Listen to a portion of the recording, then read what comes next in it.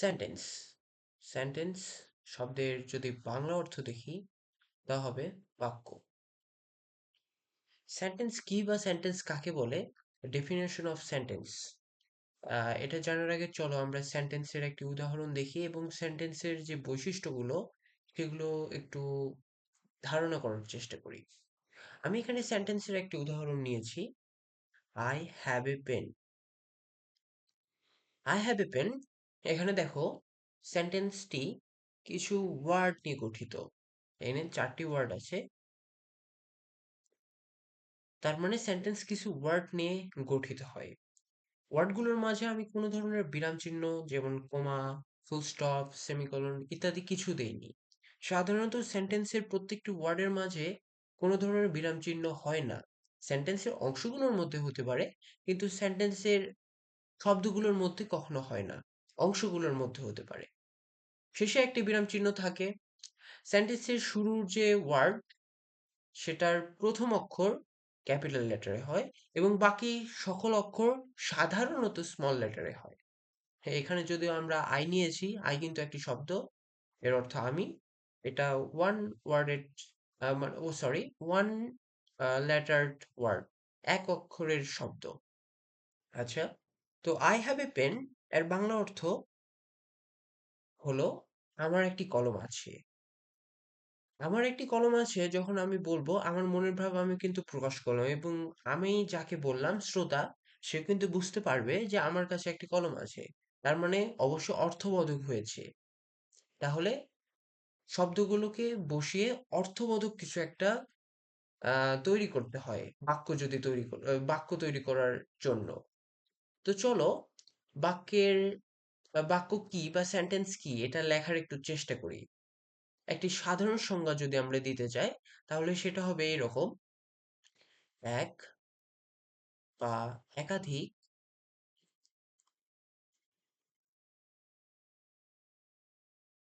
Word বা শব্দ পাশাপাশি বসে যদি বক্তার মনের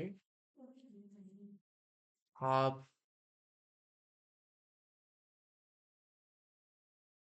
সম্পূর্ণরূপে প্রকাশ করে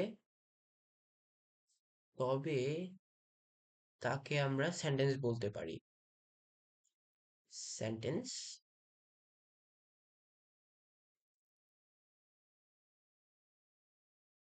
বলে। তোমরা হয়তো খেয়াল করে দেখেছো আমি এখানে এক বা একাধিক ওয়ার্ড বলেছি। একাধিক ওয়ার্ডের তো সেন্টেন্স হয়, একের অধিক শব্দ ব্যবহার করে বাক্য তৈরি করতে পারি। এক শব্দেরও কি বাক্য তৈরি হয়? এটা কি সম্ভব? সম্ভব। আমরা সাধারণত স্পোকেন ইংলিশ বা ইংরেজিতে কথা বলার সময় এ ধরনের বাক্য ব্যবহার করে থাকি। চল একটা উদাহরণের মাধ্যমে জেনে নেওয়া যাক। ধরো তোমাকে প্রশ্ন করা হলো বা আমি তোমাকে প্রশ্ন করলাম, ক্যান ইউ হিয়ার মি? তুমি উত্তর দিলে ইয়েস। এখানে দেখো তুমি কিন্তু বলতে পারতে yes I can hear you, কিন্তু তুমি এই আই ক্যান হিয়ার ইউ এই অংশটুকু না বলেও কিন্তু বুঝাতে পেরেছো। আমি কিন্তু বুঝতে পেরেছি যে তুমি শুনতে পারছো। তুমি আমার উত্তর, আমি তোমাকে প্রশ্ন করেছিলাম তুমি কি আমাকে শুনতে পারছো? তুমি উত্তর দিলে হ্যাঁ। আমি তোমাকে তুমি বলনি যে তুমি আমাকে শুনতে পারছো, এটুকু না বলেও তুমি আমাকে তোমার মনের ভাব বোঝাতে পেরেছো। তার মানে বাক্যটি অর্থবোধক হয়েছে এবং তোমার মনের ভাবও প্রকাশিত হয়েছে। তার মানে এটা বাক্য। সাধারণভাবে যদি তুমি ইয়েস লেখো বা ইয়েস কি, এটা অর্থ হ্যাঁ, এটা একটা ওয়ার্ড। কিন্তু এ ধরনের সিনারিও যখন তৈরি হবে এটা তখন সেন্টেন্স। আর এ ধরনের সেন্টেন্সকে আমরা বলে থাকি ওয়ান ওয়ার্ডেড সেন্টেন্স। সাধারণত এগুলো আমরা ডায়লগ বা স্পোকেন ইংলিশে ব্যবহার করে থাকি। আর এ ধরনের সেন্টেন্স যেগুলো অনেকগুলো ওয়ার্ড থাকে, একের বেশি থাকে, এগুলোকে বলে মাল্টি ওয়ার্ডেড সেন্টেন্স। সাধারণত মাল্টি ওয়ার্ডেড সেন্টেন্স অনেকগুলো অংশে বিভক্ত করা যায়, অনেকগুলো প্রকারভেদ আছে। আমরা এগুলো পরবর্তী ক্লাসে জানবো। আর ওয়ান ওয়ার্ডেড সেন্টেন্সের কোনো ভাগ অংশ থাকে না। এখন প্রশ্ন হলো, সেন্টেন্স সেন্টেন্স কি শুধু ওয়ার্ড বসালে সেন্টেন্স হয়, নাকি কোনো নিয়ম আছে কিভাবে সাজাতে হয়? চলো আমরা একটা উদাহরণের মাধ্যমে দেখার চেষ্টা করি। ধরো আমি লিখলাম আই ইট রাইস। আরেকটা লিখলাম একটু পরিবর্তন করে, একটু ওয়ার্ডগুলোকে এলোমেলো করে, ইট আই রাইস। আরেকটু পরিবর্তন করে লিখি রাইস ইট আই। আচ্ছা, এখানে আমি তিনটা বাক্য লিখেছি। তিনটা কি বাক্য হয়েছে? চলো একটু চিন্তা করা যাক। সাধারণত যদি আমরা দেখি সেন্টেন্স, ইংরেজি সেন্টেন্সগুলো হয় সাধারণত এই ফর্মে, এই গঠন, যে প্রথমে একটি সাবজেক্ট থাকে, তারপরে একটি ভার্ব হয়, এবং তারপরে অবজেক্ট অথবা বাকি অংশ যদি অবজেক্ট না থাকে। এখন সাবজেক্ট কি? সাবজেক্ট হলো বাক্যের সেই অংশ বা বাক্যে একটি অংশ থাকে যা সম্পর্কে বলা হয়। ধরো উপরের বাক্যেই এখানে এখানে আমি বলেছি আই হ্যাভ এ পেন। এখানে আমার সম্পর্কে বলা হয়েছে, আমার আছে কি না। এখানে আই একটি সাবজেক্ট, এই বাক্যের সাবজেক্ট আই। আচ্ছা, এরপরে থাকে একটি ভার্ব। ভার্ব কি? ভার্ব হলো সাবজেক্ট যা করে, সাবজেক্ট তো কোনো একটা কাজ করে, সেই কাজ, যে কাজটা করে সেটাই ভার্ব। ভার্ব পরবর্তীতে আমরা পার্টস অফ স্পিচে বিস্তারিত জানবো। আপাতত জেনে রাখো, ভার্ব হচ্ছে সাবজেক্ট যা করে। অবজেক্ট এটাও একটা ব্যক্তি বা বস্তু। সাবজেক্ট কিন্তু ব্যক্তি অথবা বস্তু হয়, অবজেক্টও ব্যক্তি অথবা বস্তু। সাধারণত তোমরা অবজেক্ট খুঁজে পাওয়ার একটা সহজ বুদ্ধি বলে দেই। তুমি ভার্বকে কি বা কাকে দ্বারা প্রশ্ন করবে। যদি উত্তর পাও সেটা হবে অবজেক্ট। যদি না পাও তাহলে ওই বাক্যের কোনো অবজেক্ট নেই। অবজেক্ট ছাড়া বাক্য হতেই পারে, কোনো সমস্যা নাই। তবে সাবজেক্ট ভার্ব মোটামুটি সকল বাক্যে মাস্ট। আর অবজেক্ট যদি না থাকে এবং বাক্যে আরো অন্যান্য শব্দ থাকতে পারে, সেগুলোকে বলে, সেগুলো হচ্ছে বাকি অংশ, সেগুলো পরপর বসে যাবে। তো চলো এই তিনটি বাক্যে আমরা সাবজেক্ট খোঁজার চেষ্টা করি। আমি বলেছি সাবজেক্ট হয় ব্যক্তি অথবা বস্তু। চলো